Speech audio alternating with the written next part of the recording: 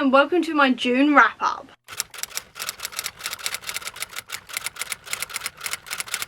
I had a really good reading month in June, so let's just get right into the books I've read and really enjoyed.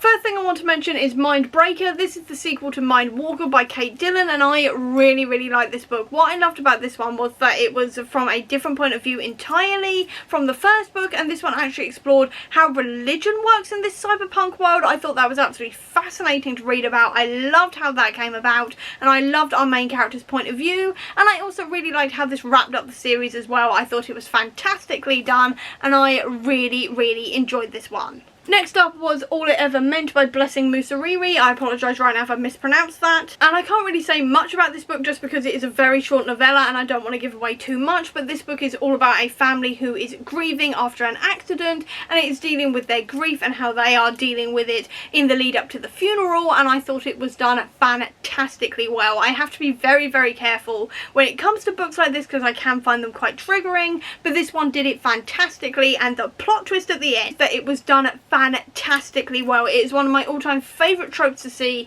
within a TV show, a book or anything else, and this was done with surgical precision, which is not easy to do because it is a trope that is very difficult to pull off, and this one absolutely nailed it. I cannot get over how well it absolutely nailed that entirely in that twist. I thought it was done fantastically well. The whole book was done fantastically well. If you are someone who enjoys reading about grief and funerals and this kind of thing, definitely check this one out because it is fantastically done. There was also Everybody Wants to Rule the World Except Me by Django Wexler. This is the sequel to How to Become the Dark Lord and Die Trying, and this absolutely lives up to the first book and more. I love that this one was a little bit more plot based compared to the first one, while exploring what's actually happened to Darvi, why it's happening to Darvi, and everything else. The humour once again was absolutely on point. I loved the humour throughout this one. I loved how it explored more of Darvi's morality as well, and what that means now that things are changing for her. All of this kind of thing. I thought it was done fantastically well. I absolutely loved it,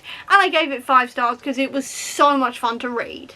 And the last book I want to mention before I go into the comics is Bury Our Bones in the Midnight Soil by V.E. Schwab, because this book was my most anticipated release for the year, and my god did it not let me down, because this was absolute perfection on every single level, because this is exactly what it was described as toxic lesbian vampires inspired by Interview with the Vampire, and my god did it deliver.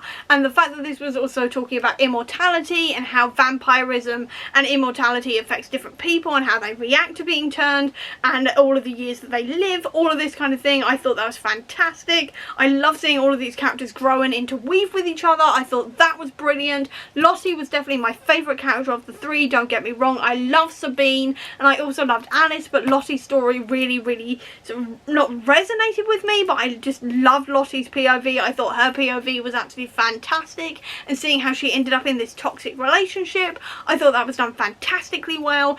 Everything about this was done fantastically well. I adored every single second of reading this one. I sped through it in like 2 days despite how chunky this is, and I adored every single second of it. It was perfection to read. And if you couldn't guess, it was a 5-star read as well. I adored this book. Next up, I also read Skyward Volume 3, and I can't give away too many details just because this is the final one in the series, but I did really like this one as well. I loved how it wrapped everything up, and the artwork was also gorgeous. I then also read the first book in the Unstoppable Wasp series, and this one is following Nadia Van Dyne, who is actually the child of Hank Pym and his first wife, who was secretly raised in the Red Room, and what happens when she escapes from there and goes to America to try to find out more about her dad. And also what happens when she discovers that the smartest people in the world list is mainly men, and sets out to try and make her own list of the girls and the women who are the smartest people in the world, and to basically create a team of women in STEM teaming up together and supporting each other.